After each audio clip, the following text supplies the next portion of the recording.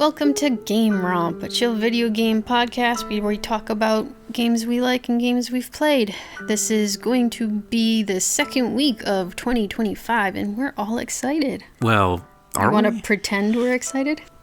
For video games. Well, yes. Yeah. That's the point of the podcast. So this week, I wanted to make the topic, since you kind of picked last week and made us do the 2024 in review, but like a week late. I want to go over games. What? Just that you are hung up on that. Like, we can talk about the past year. I know, but it's fine.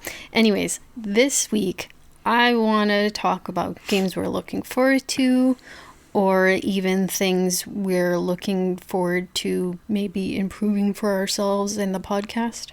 Okay. If you happen to have anything in that category. Yeah, there's definitely stuff I'm looking forward to doing or trying this year. Although I don't know what you mean about that last thing, improving the podcast. Well, okay. I'll start with one of my ideas is I like hanging out on the couch here with you, and I like doing the podcast when I'm vaguely prepared for it, so I don't feel so bad. But I realized that when the podcast goes up on YouTube, all we have right now is our podcast logo, which for people that watch or listen to both, I suppose, podcasts on YouTube, they're probably looking for a video. So one of my ideas, if maybe possible, we could set it up so that we're recording on video and they have something more to watch. Maybe we can show things or something. Or some people do their podcast lives. Podcast live could be a thing I would see for, like, if we ever set up a Patreon and like a Discord sort of recording. I know a lot of the podcasts I like to listen to do that, where like, oh, they can listen live as we bumble around and hear the outtakes, and we can read comments at the end. But like, I don't know, something to consider. Sure. So that's what I think for like improving the podcast, I suppose. I guess if people actually want to watch us sitting here on the couch together, cuddled up under this rug. I don't know. People watch a whole bunch of weird shit on YouTube, so I don't see why ours would be any different. We'll see. Also, at least, until then, we could maybe have a picture for the YouTube podcast specifically. Oh, you want me to draw something? Yeah, like our characters on the couch or something. I'll think about it. Because, I like the idea of, say, another podcast we listen to, when they have it up on YouTube, the characters' mouths move. But they're recording on all separate microphones. I don't know if I could set that up to, like, have the characters' mouths move when the program knows that two different people are talking. You know what? Actually, this is an interesting thing. There's a podcast I will, that we've listened to a few times, Resonant Arc. They're the ones that did the Silent Hill 2 and the Jacob's Ladder. Oh, yeah, okay, gotcha. We listen to their podcast on my phone or whatever when I'm cooking, but they also do the videos, and like when they do the videos, they also like, put up clips from certain parts of if they're talking about a certain part of the movie or whatever, like, oh, here it is on the video. So we'll have to see if that is actually something you're into. Well, okay, if we have like animations and stuff already, then I guess I would be editing video already. So yeah, maybe. We'll see how that goes. The other thing, I think all the other things I have for improving is actually probably not technically for the podcast, so I'll leave those out of it. So if you want to just skip to maybe games you look forward to in the coming years? Sure. I guess I'll start with probably the game that I want to try out sooner rather than later. I talked about it last time too, was Enshrouded. I want to get back to Enshrouded and see the new update, because there's been like 3 major updates I haven't really experienced. But the last one was a whole new like land area with the mountains and the snow and stuff, and like added new NPC villagers and animals and stuff that you can have at your village and stuff. So that sounds good. Do you know what the other 2 major updates were, or just one of them was like dungeons? I guess that's okay. Like, sure. And I don't remember the details of the other ones, but there's been a lot, because I played this game when it was like basically the first version alpha that they, or first version beta early access that they had out. Mm. And I haven't really been around for any of the major updates. So there's a lot to go back to. But I will say one of the things I want to do is try to see if I can play it with you. Okay, that's fair. Because, yeah. So you'll have to, like, let me know so I can actually install it and stuff. Yeah. It's just basically this big open world RPG that we can play together without having to also be like, it's not like an MMO. It'll just be us two. Yeah, okay. So it's not going to be super stressful or anything. No, and again... None of that PvP stuff. No. And like, you can, choose your classes or whatever. It's pretty open-ended. It's not like there's classes. There's like a talent tree that you can like put points towards the warrior side, or put points towards the archer side, or put points towards the mage side. It's... Yay, archer or assassin. And I don't know if they have other like more crafting oriented skills. I think they do. It's been a while, but I think there's also stuff like that. But we just specialize in different things and like help each other. And yeah, that makes sense. The combat in the game is pretty simple. I mean, it's not really hard. It's not Dark Souls. So. Okay. And it's not like a huge focus of the game. I mean, it does happen, obviously, but yeah. I know that when I first showed you the trailer of that game, it's like the trailer, was it a trailer? I think it was a game review. They focused a lot on like the combat stuff, but that's not really the big appealing part of the game. If I'm remembering correctly, when I watched you, and you do this in Minecraft too, you seem to focus a lot more on building the houses and stuff.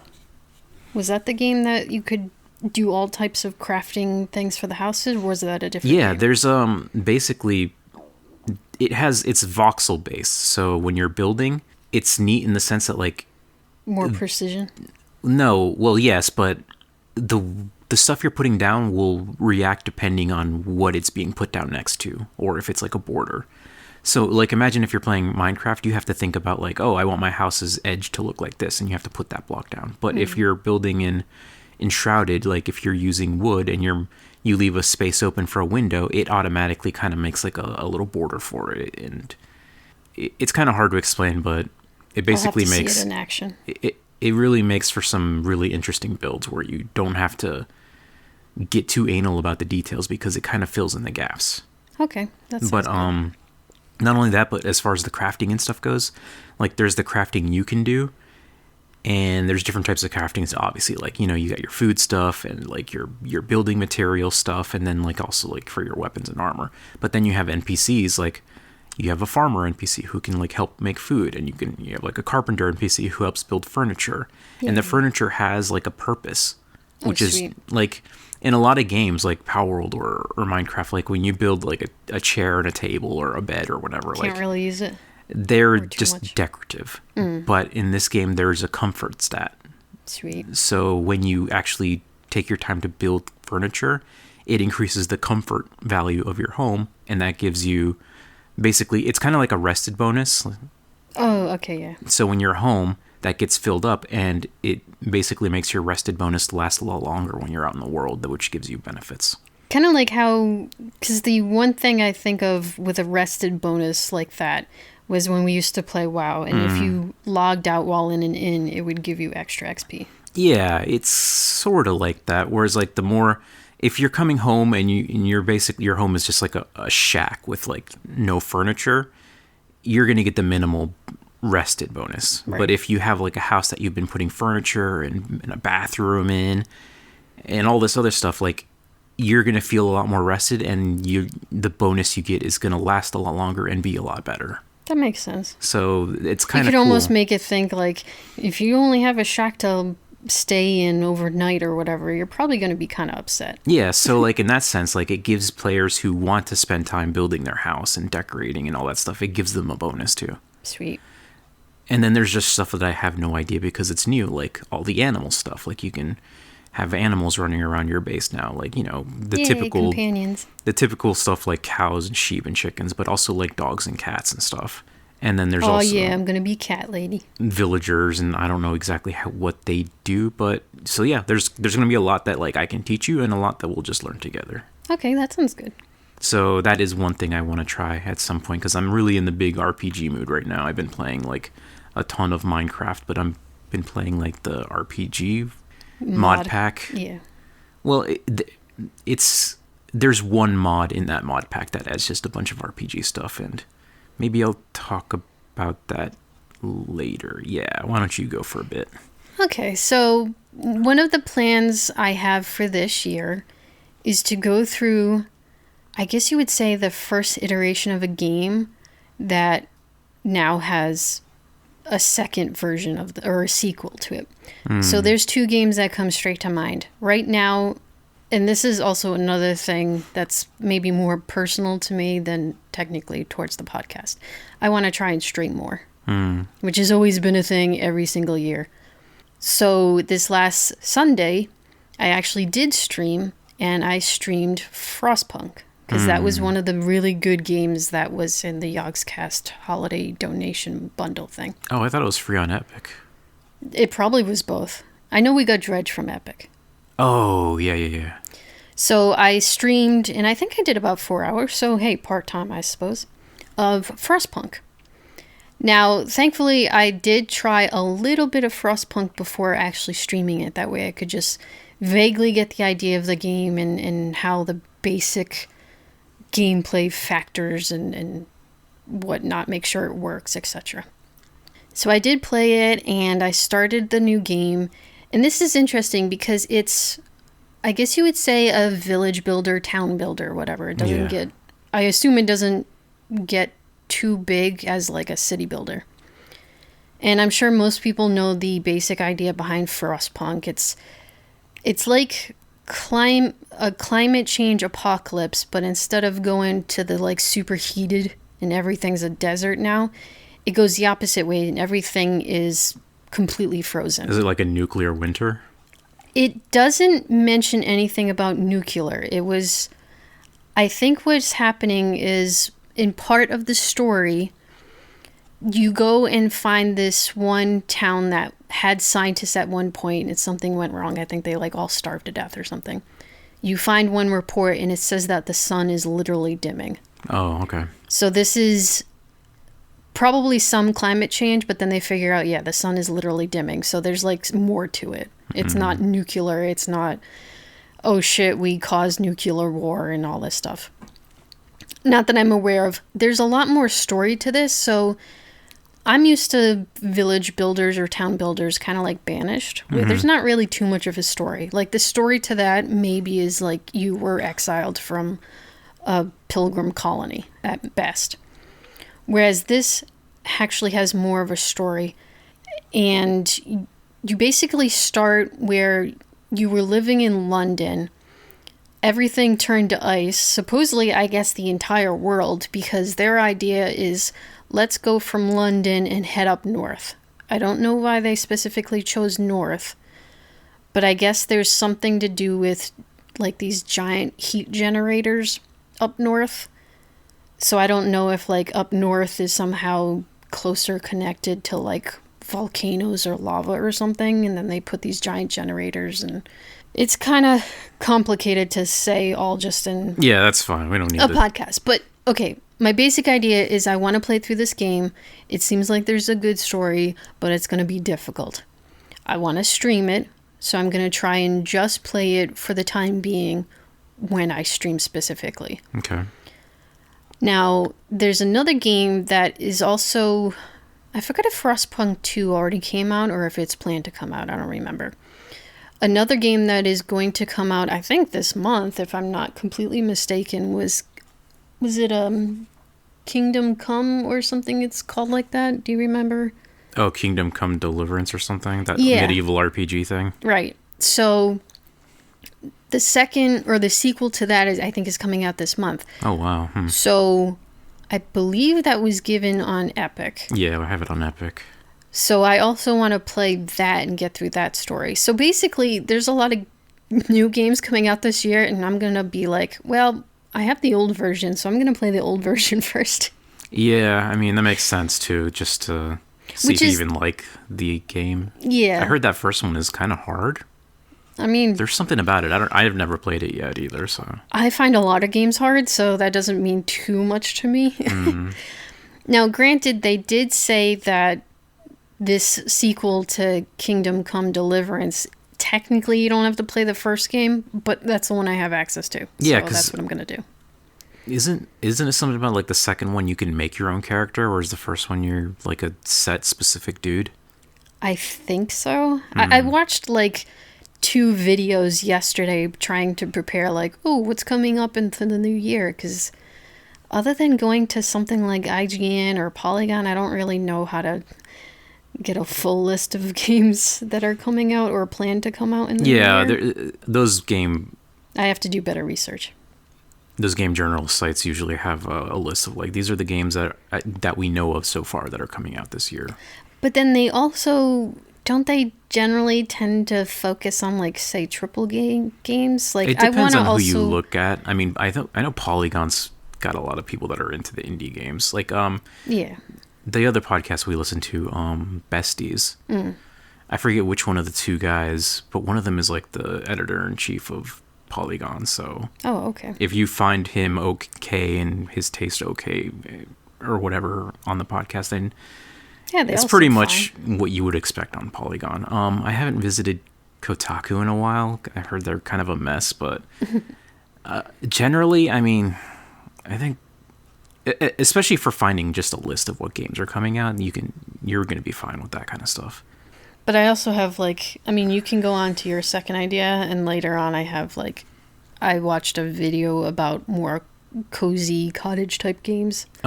Sure, if you want me to go, I guess I mentioned Minecraft earlier because I've been into the RPG mod, which basically has been now the items you find in the armors, even modded armors, they can have like stats, kind of like in WoW or in Diablo or Torchlight, where like this is a green item, it's of the eagle and it increases intelligence and stamina or whatever, right? And these blue have even more, and this purple has even more. And then orange is like the biggest legendary. It's basically that same coloring scheme too. It's like, Oh, I guess everyone knows it then. yeah, it's kind of become like a second language to gamers, I guess. But like, Fair. you got your normal stuff, and then you got your greens, then you got your blues, then you got your purples, and then you got your orange. I've just unlocked purple stuff in my game. Damn. And I don't have any yet, but I'm starting to see them out in the wild. So it also introduces gems, so you can socket gems into your armor. Yeah, that's the one that's kind of like, but fine. I like that stuff. And anyway, right now I've been just running a mismatched piece of armor set, whatever. But I had randomly stumbled upon this like fire wizard's tower and found, I think it was from him, I found this like special spell book that boosts magic or fire damage. So I'm like, well, this is a lot easier than crafting them because it's kind of hard to craft those books. I'll roll into that.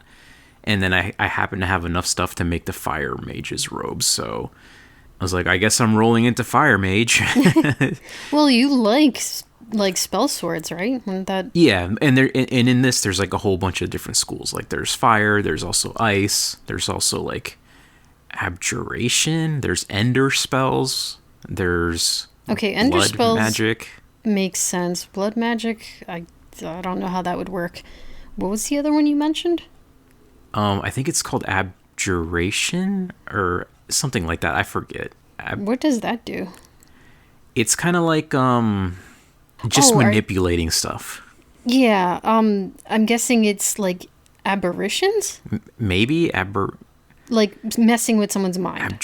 Yeah, I don't know. Wow, I can't speak, but like one of the bosses, or I guess each school of magic has like special boss NPCs, and like for that school, it's like this pillager dude who's like in this tower, and he like kicked my ass in my previous playthrough, but I'm pretty geared up and was able to take him on this time. But some of them are friendly and most of them are not. Like the fire mage is actually friendly. You can go and trade with him. But if you like try to, take stuff from his chest, he'll attack you. Well, that just kind of makes sense. But a lot of the other ones are not friendly. Like I ran into an ice mage and I thought, oh, cool, maybe you're like the fire mage and I can trade from you. No, he did not want me in his tower and he attacked me. Which is funny because like as we were fighting, he kind of like teleported himself into the wall and then just suffocated at the wall. Oh my god. So I didn't even get the credit for killing him. But I was like, well, whatever. Now I can just loot his place freely.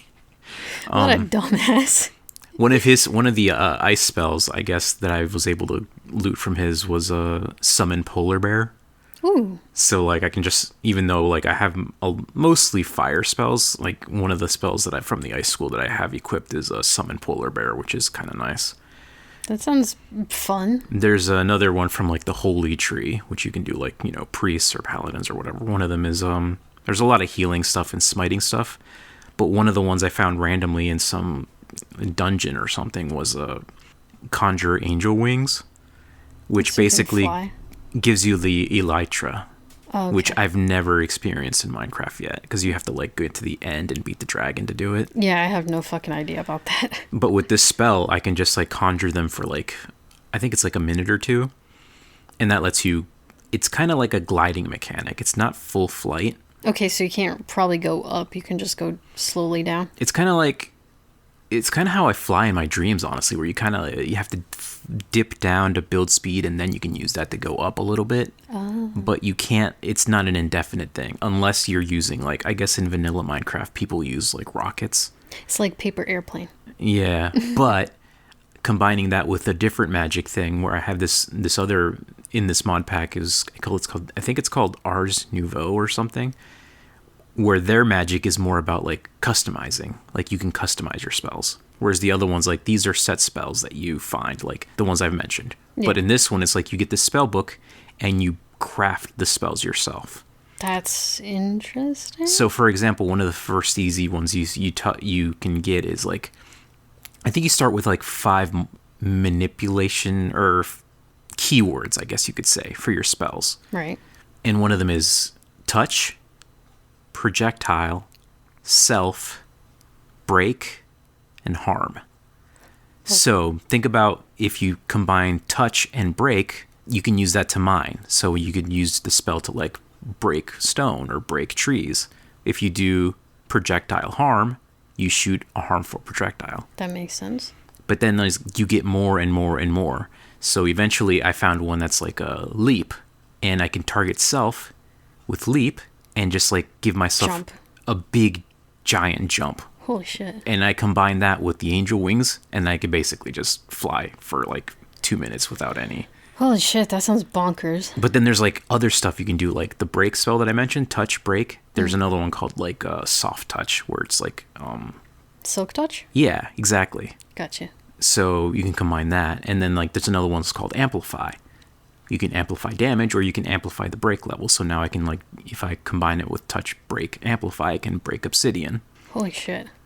And there's like, you can go crazy with the combinations in that. And like, if you watch people on YouTube, like, put these together and you get some crazy shit. And it's like, wow. It's crazy that fucking mods have done this. And there's just like a whole book full of like these little things. And the thing about the mod packs that I'm using, like, because they have the quest system, kind of like in the Cobblemon one we did, it kind of like teaches you like, here's where to start. Here's what this does. You can like do rituals where you're building these magical machines, and like they conjure up energies into each other. It's just been really fun playing with this in Minecraft. Like, in case, Yeah, if you can handle the graphics of Minecraft, because I know sometimes people get about graphics. Minecraft, you can just be fucking anything you want. This is ridiculous. So I'm combining like all of these things and like the RPG thing. Like, okay, now I got this really cool fire mage armor. I'm gonna enchant it really good and like make sure it's got like the purple or blue level. I think right now I have one piece that's blue, and the other ones are, since I just crafted them, they're just still normal. And then like I socket gems into them and then enchant them in the normal enchanting way. And just, there's just so many things, and I don't know, it's fun. No wonder you've been putting hundreds of hours into this. And like between that and like, I found like this wizard's tower that was abandoned. There was a bunch of mobs in the bottom, but like up in the top where the wizard lived, I guess, is just like pretty empty. So I basically took it over and made that my home. And it's funny because I have that flying spell. I can just like Jump out the window? basically, yeah. So I can like climb to the very top and just fly off. It's been really fun. That sounds crazy. Yeah. Anyway, all that said, I've been super into the RPG thing where like the numbers and like, oh, the gear and like Theory this crafting. Yeah, this gear's better and it's got these stats that work together, and playing this has made me want to play other RPGs like that. And I know we've been watching kind of like some WoW videos. Yeah, I've noticed it almost makes me want to go back, but I won't. In a nostalgia way, but yeah. like I don't really want to play WoW again. No, because that sucks so many hours and, I don't know, months of time. But it makes me want to play games like that. Like maybe... So I think Kingdom Diablo Come would be good then, right? I don't know if that has that kind of stuff, because that's a more of realistic, down-to-earth kind of RPG. Okay. But maybe like...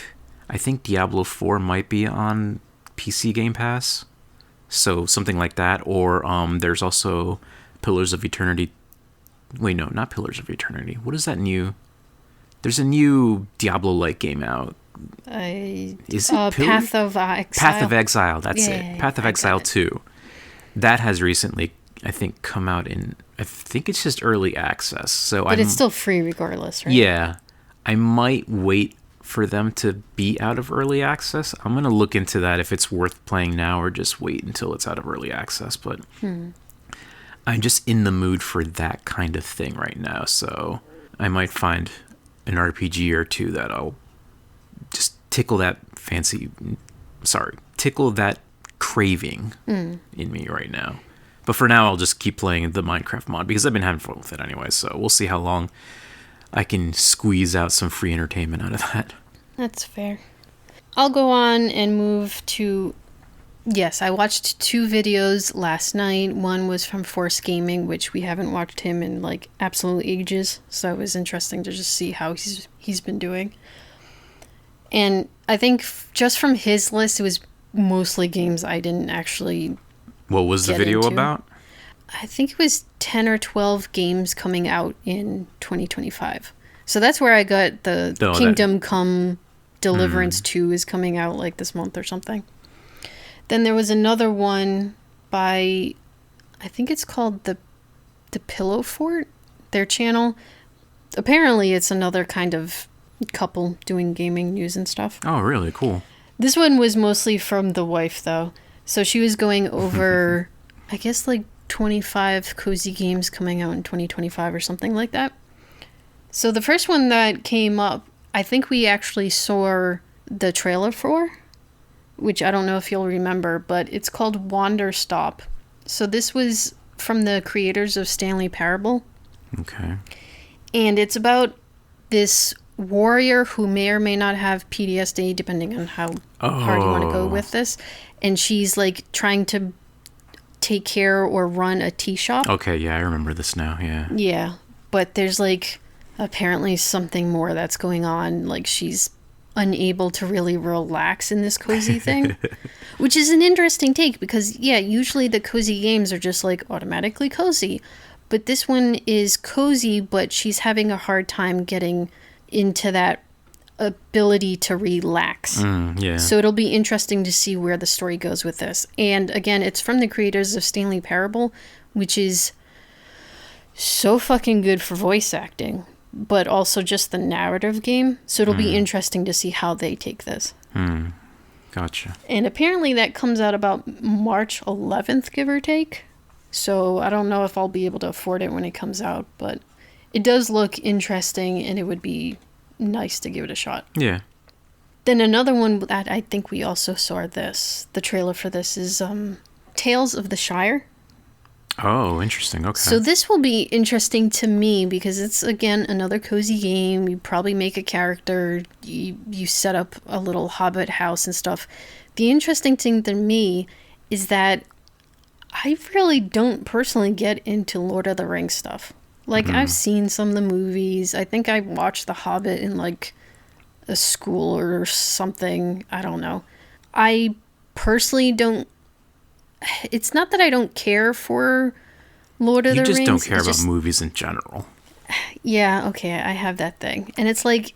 It's hard because Lord of the Rings is, like, the beginning of so much fantasy stuff. If not all of our fantasy stuff, I guess. Well, maybe if you do get into this game, it would be a good excuse to watch the original 3 movies. Just the 3, not like all the other extra stuff. But like the That's 3 fair. classics. I would love to watch them again, because I remember watching the first 2, but I've never watched the 3rd. It's interesting, too, because I think I saw The Hobbit. Yeah. And I remember enjoying that. But then I've seen so many people, like, shit on The Hobbit for some reason. And I don't know why. Yeah, I remember we watched it because, like, It well, had the Sherlock guy in it. yeah. I barely remember that movie. So it's like, well, I don't know. But this does look like a cute, cozy game. And, like, I've played other games that have basically hobbits in them, or dwarves, whatever name they go by. Yeah. And it's like, it seems fine, it's cute, and you do I like their houses in the sense that, like, they're kind of partially underground. Yeah. And I think that's cute. It's a very unique style. Yeah, and it's like all very round for some reason. I don't know why they decide to make their architecture like that, but Whoever made this game did a really good job of making it look good and appealing, even to non-fans of Lord of the Rings. yeah. And as far as Lord of the Rings stuff goes, I also technically have the Lego Hobbit, so maybe like one day in the future I'll try that, because like the games look kind of cute. And again, I thought the Hobbit seemed okay. So If you thought The Hobbit was okay, we should definitely watch the original trilogy. I mean, probably. It's just, yeah, I'm bad with movies for whatever reason. Yeah, That's I'll what just he have to set time aside to do it. I mean, I guess we'd make it would you want to do it all in one weekend or something? Like a marathon? I guess Friday, Saturday, Sunday kind of thing. Something like that. So that it stays in my memory. Sure. Sure, that sounds good.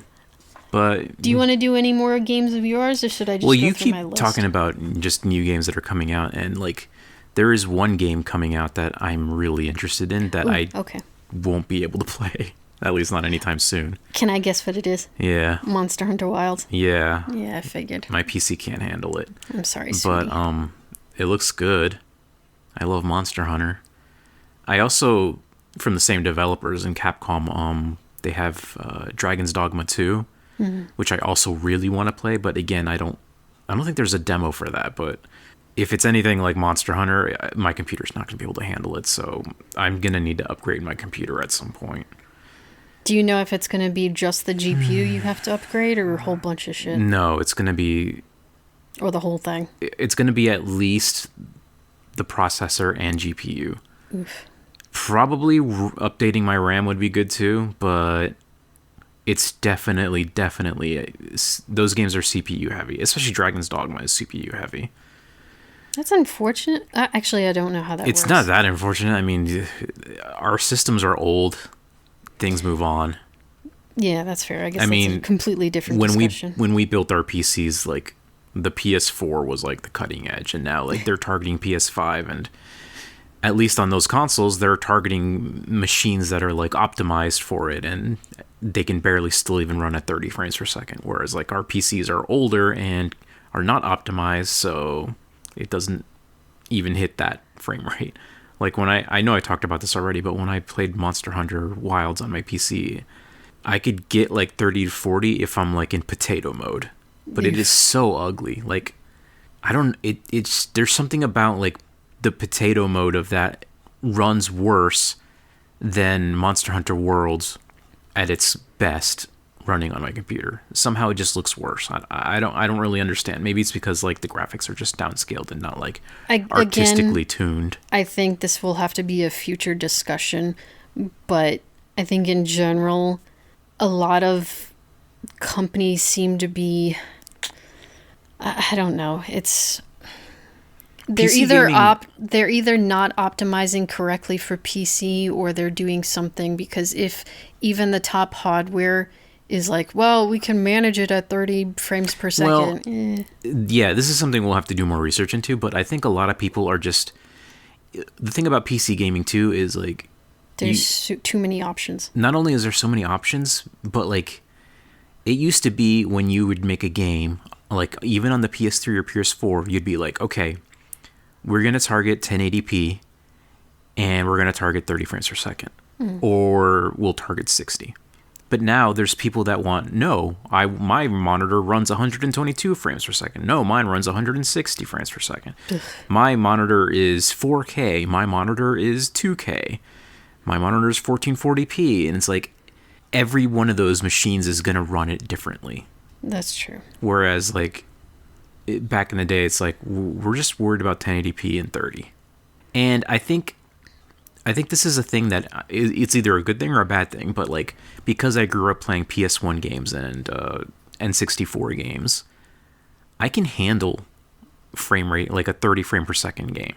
It doesn't bother my eyes at all. Like I can tell the difference between 30 and 60, but my monitor can't go over 60 anyways. Yeah. But there are some people who literally, like, if their game goes under 120 frames per second, they say this game is badly optimized. The only games I can assume that would make any difference for is like crazy multiplayer shooter games. Because that will give you some sort of advantage over someone who has lesser frames. Even in games like Neo, for example, I played Neo on the PS4.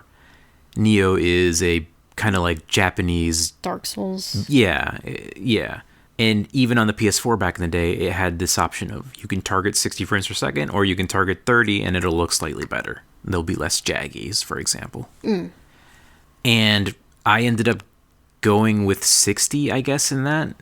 Because like when you're switching between 30 and 60, it's so your eye can notice it. Right. But if I'm playing something like Fallout 4 or heavily modded Skyrim and I'm running it like at 30, 40 frames per second, like I'm fine. I don't really notice it being a big deal. But if you're switching between the two rapidly, you can tell like, oh, clearly my eye prefers 60. Well, yeah, if you can see the difference, Yeah. fine. But yeah, working with 60 frames per second but has stuttering or FPS that goes up and down is certainly worse than just staying at 30 and making it more even. And then sometimes it's like, again, what is holding back the system? Is it your GPU? Is it the CPU? Because there's a lot of processes, like in Dragon's Dogma, for example. It all depends on what the game wants to use. Yeah, because there's so many NPCs running around doing their own thing. The CPU is having a hard time keeping up. But then there's also sometimes like, it could be your hard drive. If it's a big open world and you're traveling around fast, like if your hard drive can't keep up with like reading and writing, what is being rendered. Yeah, that that's can also why cause they stuttering. want like, oh, if you have this game, make sure you put it on an SSD. Yeah. Instead of like a hard disk drive, because that's going Yeah. to be slower, obviously. And that also brings up another question. Is my solid state drive that I have in my computer, is that fast enough for modern games? Because even those have their own stats. And like, we bought a pretty cheap one, to be honest with you. Yeah, I guess. And there's I don't also know. like, the one we have, I think, plugs into a certain thing. But there's also ones that plug straight into the motherboard. Probably. I forget the name of those, but like, there's just so many different things. Upgrading the computer is going to be, it's something I want to do. If this helps you in any way, you could almost think of upgrading your PC or building a PC from scratch or whatever you or the general you wants to do. Think of it like theory crafting. You enjoy that, right? Yeah, So but this theory is crafting in kinda- video games is free. I mean, I'm not yes. worried about that. I'm worried about the cost. I mean, fair. So, yeah. It's probably not going to happen anytime soon, but that is whether it happens this year, next year, or whenever. Like, at some point, I need to upgrade my PC. Maybe I'll just wait for the new NVIDIA. What are they up to? 50 by now? The 50 series? Well, I you think- also got to watch out because now I don't get too into it, but on Reddit there's like, oh, they finally saved up for this like 5090 or whatever it's called. Oh, and then they find out that it has the same capacity as like an older generation. So, Well, this is why you research before you buy. well, yes, but even there's only so much research you can do before it's like, holy shit, what do I do?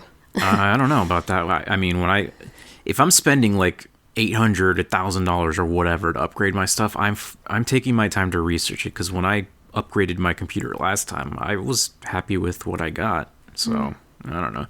It's hard to take a lot of people on the internet seriously when they're complaining about things like that. Like, did they do their own research? Or are they just like expecting miracles out of like low end stuff? I don't know. I don't know. So hopefully sometime in this year, I would like to play as Linkle. We went over this a little bit this morning. Yeah, I checked. I knew you were going to bring that up, so I checked the mod page, and they said that they're targeting the end of March, but I mean, it could be delayed, so. Well, even if it is delayed, at some point in this year, I would like to play as Linkle and actually get to see the world or Tears of the Kingdom, so that would be nice. Would that be something you'd want to do too? Of course, I definitely want to play that. But okay, so that's on I've been both waiting of our out. lists. Yeah, I've been waiting for it. So there was an interesting game that I saw on that list of the cozy games. This one's called Fantastic Haven. And it's interesting because it's, well, for one thing, it wasn't a farming game. So this is more like a fantasy take on an animal refuge. Oh, you can imagine like animal rescue sanctuary. Yeah. But you're doing it for fantasy creatures. Yeah, so I think I know this. I've seen this trailer, yeah. Okay, that's good. You're like, I guess you're kind of like a magician type of person. And you're just trying to help all these animals because the people of this world, for some reason, are like, they're basic. I mean, it's the story of humans, right? They go into this place and they just kind of destroy the ecosystem. They use the animals, whether for food or beasts of burden, or they just kill it because fuck it, why not? And you come in and you're like, no. The more you destroy these mystical, magical creatures, well, you're just ruining the ecosystem. So it's not often that I see or that I'm aware of a game that does more of an animal sanctuary type of setup. So I'm actually really curious about this. Yeah, I mean, I think there was only like one trailer, so I guess we'll see. But it definitely looked like the type of game that I thought, oh, this is a Deanna game. I hope that's a good thing. I mean, yeah, it's just, sometimes like I want more like adventure and stuff, and you want more like cozy. Business management almost. Because like, yeah, there's zoo games. There's Zoo Planet. There's Zoo Tycoon, which is obviously crazy old. And yeah, you take care of animals, but they're in the zoo setting. It's kind of sad.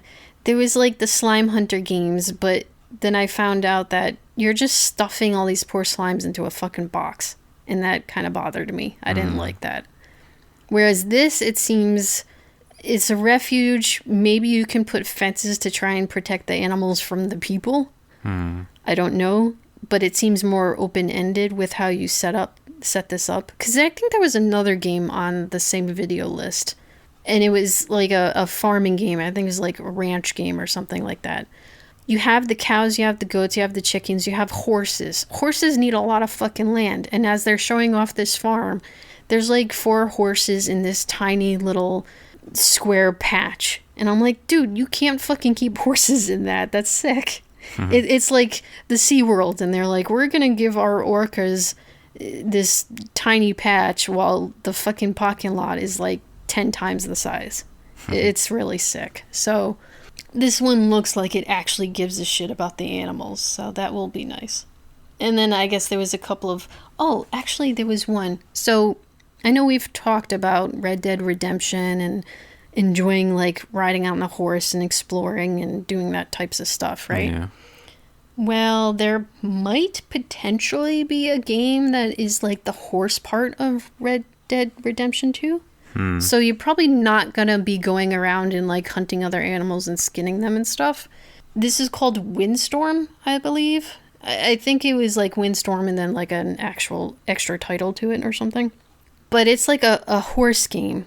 Because I know we've watched, the GameRomps play horse games and they're kind of like, they're like for the horse girls or whatever. But this one looks more realistic. I won't say the graphics are up to the standards of Red Dead Redemption 2 because that would be unfair to any indie title. Yeah. But it looks realistic. The horses move realistically. You can see their muscles under the skin and stuff like that. They don't have, balls that retract or extend depending on the temperature. But, it's pretty good. So I'm kind of interested in how that would go because I could probably handle a little bit of the horse girl stuff if there's like this massive open world and you can just go on the horse and run and tame your own horses, and because that's part of the stuff in Red Dead Redemption I really enjoy. You'll have to show me this trailer because this is one I definitely don't remember ever seeing. Sounds interesting. Again, this was the first time I saw it, and I'm like, this vaguely reminds me of Red Dead. So, interesting. We'll have to see how that turns out. It could end up being something completely fucking different. I don't know. I mean, it's tough because like Rockstar and like all their money, but just even if you ignore all the shooty stuff in Red Dead 2, it's so good. Like riding around, you could do the hunting, you could just do bird watching, and Arthur will like sketch out pictures in his book. Yeah. Just Man, all that imagine stuff. if they could take their money and skills and do something like that. Actually, you know what? Since we're talking about it, anyways, I think GTA 6 is scheduled for this year, so that is something I also look forward to. Yeah, that's fair. That's But certainly. it's probably coming to console first, and even if it did come to PC, again, I need an probably upgrade. can't handle it, so yeah. But that is definitely like at some point I want to play that because it's going to be South Florida. We can drive over Alligator Alley that I've done like way too many times. Yeah, like I can't even tell you how many times I've driven over Alligator Alley between Miami and Southwest Florida. It would be interesting to see, I don't know if they've mentioned this in any of the trailers, but if it includes quote-unquote Alligator Alley, are they going to have the Seminole Reservation out there? Because that's like in the middle, isn't it? Yeah. There's like a stop you can go to, and then if you continue down that road, it's the Seminole Reservation, right? I think so, yeah. And like that's like the one gas station for miles. Like, yeah. You drive an hour into the Everglades, you hit a gas station, and then another hour before you hit civilization again. Yeah. So it'll be interesting if they decide to actually include that. Because I grew up in South Florida, I want to play that GTA just to see and feel that. I want to see like how much of Southwest Florida they're gonna put into the game, because obviously they're doing Miami on the East Coast. Yeah, of course. And they're going to do Alligator Alley. But I lived on the other side of Alligator Alley, so I want to see what they do. They're probably going to call it something, different, obviously. But it would be fun to be like, oh my God, this is the town I grew up in GTA, and I'm driving around and like see if there's anything that they modeled after the city. Maybe the pier. We could drive up to the pier. That would be cool. Yeah, definitely. So not anytime soon, but at some point, definitely. I'm going to play that game, even if I don't like a lot about GTA. Like, when I played GTA 5, I did not finish the story. Yeah, that's fair. I mean, I didn't finish the story of GTA 4 either. I don't think I've finished any of them, but mostly not because I didn't want to, but because I was just that bad at the game. For me, it's because I just didn't care. Like, I beat GTA 3, I beat GTA Vice City, I did not beat San Andreas, I did not beat 4, and I did not beat 5. I got pretty far in 5, but I got so sick of those characters. I just did not want to see them interacting. I didn't care about their story. Somehow in like Red Dead Redemption 2, like I cared enough about Arthur and the other characters to see what was going to happen, to see who is going to get out of this, who's going to like be able to escape this life. But make it to Tahiti. But in GTA 5, it's like I hate all of them.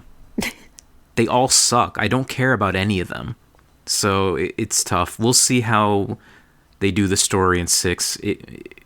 Even if I end up hating the characters, at least because of the world, because of the state, it's going to be so familiar. That's going to be a big draw for me. Like GTA 5 was fun, but I don't know anything about LA.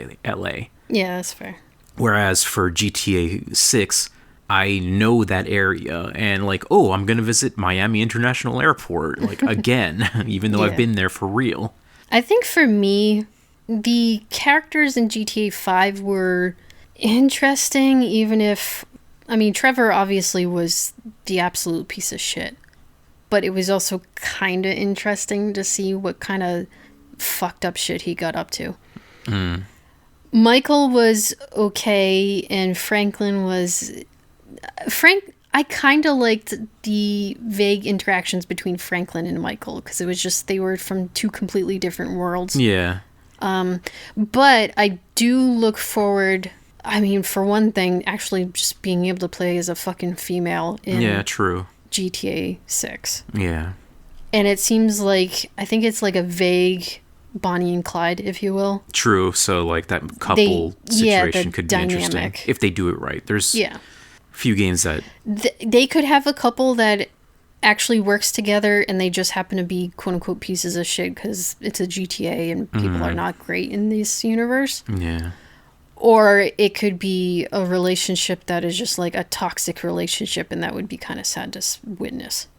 Who knows? It could be interesting if they did. I hope they're a good couple. Multiple endings, like yeah, that's true. How they end up or whatever. But that's the thing about GTA as well, that like in the early games, like GTA 3, it was very open ended.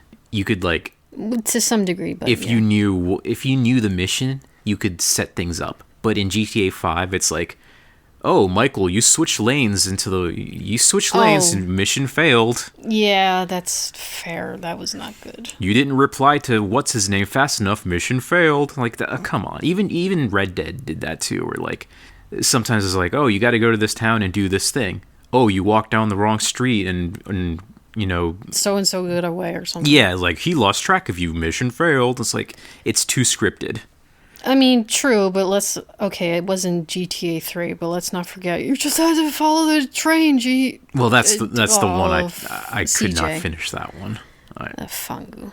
I did beat that mission, but like it just... I don't think I ever beat it. It's fucking I don't ridiculous. remember what made me drop out from that. I guess I just didn't like that gangster story, which don't get me wrong, the other stories are also gangster stories, but like...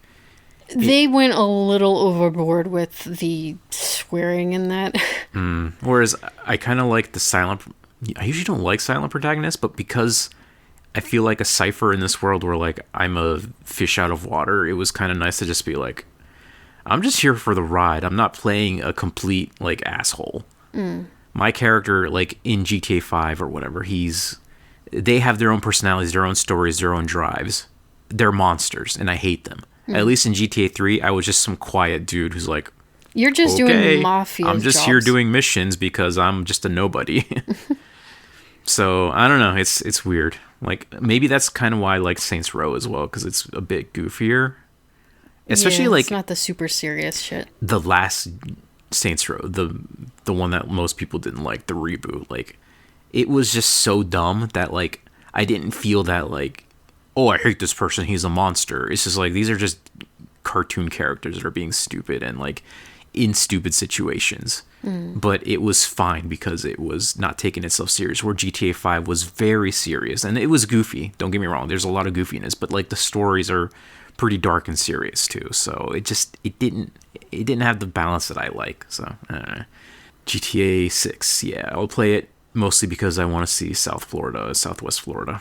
Yeah, that's fair. I kind of wish that for Fallout, because it was like so close in the sense of taking place in Boston, but there's just nothing for Rhode Island. So I'm like, well, I don't know if I talked about this on the podcast yet, but yeah, there was rumors that they were going to do a Providence themed DLC. God, that would and be then nice. it would have been based on like, what's that guy's name? Lovecraft. Yeah. Because of course Lovecraft is the most I famous guess. Providence resident. So. Oh, figures. Such a disgusting racist, and I know it's his stories, fine, but... There's a lot of Lovecraft in Fallout already. Like, even in Fallout 4, there's a section that's Lovecraftian, and in Fallout 3, there's a whole building that's... So, they already played with those themes. They would have made the Providence just, over the top with that. And that would have been so cool, just to see Providence in the game. Because, like, visiting Boston and, like... Oh, I saw this in game, and like it's so cool. Even if it's like very different, like you visit the common in Fallout 4, and it's like way smaller than the actual thing. Actually, that would be interesting because, okay, Boston's pretty fucking big, so I understand they can't do a 1-to-1 recreation in the game, and everything's gonna have to be a bit smaller. And they would still probably have to do that for Providence, but because Providence is like, we could walk through it in like a fucking hour, right? So would they be able to stuff more into the same area size? It would still be smaller. Like, if you visit Far Harbor in Fallout 4, that's based on Bar Harbor, the real island in Arcadia or whatever, up in Maine. And even that is smaller in-game. I guess. So, yeah. But it'd be cool if, like, oh, we got to Providence and we have to go through the Superman building. Now, right now, for anyone who doesn't know, which is probably going to be most people, the Superman building, it has an official name, but we just all call it that. It's what actually inspired, was it Planet something? No, that was a rumor, but it's not true. Oh. But, yeah, people just still... Well, okay, fine. We still call it the Superman building. It's the Industrial Trust building, I think. Oh, okay. Well, the point is that right now it sits empty. They have some construction stuff around it, but you never fucking see them working on it. It would be cool that, like, if we go in Fallout and we come to Providence and we go into the Superman building, I could see that being just perfect for having, like, what was it, the library in Fallout? where it was just taken over by super mutants and shit. I feel like that would be perfect for the Superman building if you went there. I mean, who knows? They could use so many different ideas. Like, it would be fun for sure, but oh well. Because at least the Superman building has some interesting architecture, where things like the Textron building is fucking boring as shit, so. Then you got City Hall right there. What would they do with KP? I don't know. The Turk's Head building, like, would they do anything with that? The Turk's Head's building, well, it's got the Turk's Head, which is obviously its thing, knowing but Fallout, it's it would be like a small in cult. there. There'd be a cult surrounding it. Yeah, that's fair. But the Turk's Head's building is incredibly small. Like, I've been in there, I did a delivery in there, and the elevator is crazy tiny. Actually, the elevator in the... Or the mall. The old mall, not the new mall. Oh, yeah. The anyway, arcade. This isn't a city podcast, but okay, fine. There is one more thing that I will say about, like, looking forward to do is the Suikoden remakes are coming out soon. Well, remasters, I guess. And I definitely want to play the Suikoden 2 remaster with you. Or make me play it. I guess we can go on and off depending on how frustrated I get. Yeah. Mostly for the story, because I love that story. It's one of my favorite video game stories of all time. But also because they're updating the translation. So hopefully it'll be better, because there's a lot of mistakes in the original translation. Now, are these mistakes like it wasn't just translated from Japanese and we lost the original feeling of it, or is it they did it and it was like not native English translation? It was like they gave the localizers like very little time and basically no context, so there's a lot of like just weirdness in it. The story is still good, and like you can figure it out. It's not hard to figure out what the story is. It's not like it's some riddle or whatever, but like it needs to have some love and care put into it, and I think that's what they're going to do this time. It's kind of like the translation for Final Fantasy Tactics from that same era. I played the Final Fantasy Tactics game on the PS1 and I loved it. The story was amazing, but you compare that to the updated version where they actually like took time to put care and love into it instead of rushing it, and it's a world of difference. That's fair. Both of those games would be games that I would love to experience with you, just so like kind of like when we played Silent Hill. Like sure, there's the game, but like I just want to talk about the story with you. That's fair. So yeah. I will say, and it's funny because like I personally don't technically look forward to this, but it's going to be on everyone's mind whether they play it or not. Do you think Silk Song will come out this year? I don't know.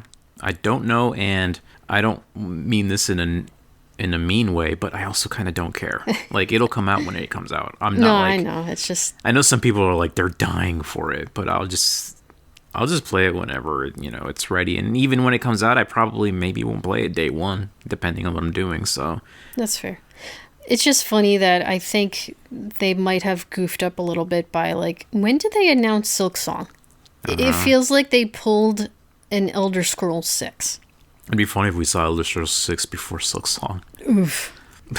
That would really be harsh, but sure. Actually, I mean, if we're being honest, that is one of the things I'm looking forward to, is like June. Come around the Geoff Keighley E3 when we see all these new game trailers. That's always a fun thing, so... Hopefully we see some Elder Scrolls this time. Maybe. I won't hold my breath for that one. Because even after they showed us the picture with the title screen, that was dumb. They're like, "Oh, we're not even starting on the story yet." I'm like, "Oh, well, then what? Why fucking do this to us? Come on." And when is Fallout's next season coming out? Because I'd love to see more of that. Also, they need to tie in, like, announce, "Hey, Fallout Season 2, and guess what? There's a new Fallout game coming out." They need to tie that in. Like, they've made this amazing show that has introduced people that don't even like video games to the world of Fallout, and they're just sitting on their asses without a game to, like, promote with it. It's like, oh, Bethesda, just, you cannot... Fallout 4 came out, like, over almost 10 years ago, I think. I have no idea. I don't remember. It's just, it's too long. These games take too long. They need more people to work on them. It can't be like... Okay, Starfield came out, in 8 years we'll have Elder Scrolls, and then in another 8 years it'll be Fallout 5. It's like, we're all gonna die. It needs to be faster. Well, that's one way to look at it. I only have so much life left. Well, I think that's a pretty good, but slightly tangent about what we're looking forward to in 2025 for both games and maybe improvement. There was one more thing I was going to talk about. Oh, okay, yeah, there is one more thing that... This might be a surprise. Okay. But, okay, so I've been playing Genshin sort of off and on. I haven't really touched it in a bit because, like, I don't know if I want the new character after all. I don't want the motorcycle girl. And you're completely absorbed in Minecraft, so... But there are some other free-to-play games that have kind of caught my attention. One of them isn't out yet. At least I don't think it's out in the West. And the other one's basically like the Genshin clone that it's like I don't know if I really want to play it, but I saw... A clone of a clone. I saw one of the people I like watching on... Well, I don't watch them often, but this guy called Marco Meeple. He's a opera singer, and he does like a lot of like... We're going to listen to the soundtrack and like react to it, and like... I first noticed him because he did some videos on Ace Combat. Yeah, like, I remember those. I never played Ace Combat, but this music is fucking amazing, and it's like one of my favorite songs ever now. And like he was going into like how they were singing and what it's called, blah blah blah. Because of the music, he played through the whole series, or at least the PS2 classics, right? And 7, which is the most recent one. So anyway, he had posted on Blue Sky about the game I'm thinking of, whose name escapes me. It's basically like somebody saw Genshin and like, we want to make Genshin. I don't remember the name of it, which is really dumb of me. But anyway, it's basically like a Genshin Impact game. It's slightly different because it's a different company, but he posted this video that had like this vibe that was just, it made me want to play the game. I don't know if you've ever seen a clip of like a 10, 15, 20-second clip of a game and you're just like, holy shit, what is this? I want to see more. That's the feeling I got out of it. It's this character walking into this cathedral, and I'm pretty sure he's controlling the characters, but it's like these weird, almost Elden Ring-ish, weird armored angel-looking things, but they're like statues and they have like horns. Now, I don't know if you know you probably don't, but like the story of the trumpeter, like in Revelation, like the trumpeters come to announce it's time for the apocalypse, blah, blah, blah, right? Yeah. And he's got this long-ass horn, and there's just a bunch of them lined up in this cathedral. And is that the goat horn, or is that something completely different? It's just this long-ass horn, and like these angels, and they got halos, and they're playing the horn, but like in this weird, like alien, otherworldly way, where it's just like, brrr, like making this single tone. But there's so many of them, and they're all lined up, and you're walking towards like, I think it was like, I don't know if it was a dragon on the throne or some sort of unicorn or some mythical beast with its wings out, like white wings, sitting at the end of the cathedral, and these weird otherworldly looking angel things. They're not like pretty angels, they're just kind of weird alien armored things playing this single haunting note on their little horn. You're gonna have to show me because it sounds bonkers. It's just, there was such a weird little, the vibe of it made me want to be like, what is this? What are these things? What is this world? I want to know more. Interesting. They got you. So there is that, but then there's another one called, it's basically a Persona 5 expansion, but as a gacha game. Oh no. But it's basically Persona 5. It has that exact same look and feel, like nailed, except it's new characters and new stories, and your old favorites are here too. And, well, I fucking love Persona 5, so if there's just more, except it's free, sure, sign me up. I want to try it, but... Yeah, I guess that's fair, because, like, you have experience with gacha games and not, like, falling for it. Yeah, like, I'm not going to spend money on it, but I just want being able to play more Persona 5 that isn't, like, a Musou game, because there is that, like, Musou sequel, which... I don't want to play a fucking Musou game, man. What's a Musou game? Like the Dynasty Warriors game. Oh, like gotcha. Hyrule Warriors. Gotcha. Like Hyrule Warriors also looked interesting, but like, oh look, Linkle, these new characters, and Impa, she looks really cool, and Zelda can fight too. But it's just like the same shit all over again. Yeah, you're just like killing a billion Bokoblins with like a single swipe of the sword, and I don't know, man. That style just did not appeal to me. Yeah, me neither. So there's those two free to play games that I might look into trying. There's also another one called Formerly Human or Human Previously Human. I don't know, something like that. Something like used to be human. Oh boy. And it's like this kind of like something happened to the world, and now these weird Death Stranding-ish monsters roaming around. But it's a free-to-play third-person kind of action game, and that one doesn't look as good as the other ones, but because it's free and sort of intriguing, I'd probably give it a try. But I don't know, that's me being a frugal gamer at the same time. It's like, if I'm ever bored and I have nothing else to play, I might try that. But yeah, there's definitely a few free-to-play games that I wouldn't mind giving a look-see to, because like, I prefer just buying a game and everything being unlocked. Like, if I'm playing Genshin, I would love to just have a version of Genshin where I paid $40 or $60 and then played like $40 for the expansions and just not have to worry about all this gacha bullshit. Yeah, but that's fair. at the same time, I understand, especially for other people in other countries with, not as big of an income, it's very helpful to have, like, maybe I can't afford to play Persona 5, but I can play Genshin Impact and maybe throw them $5 or something.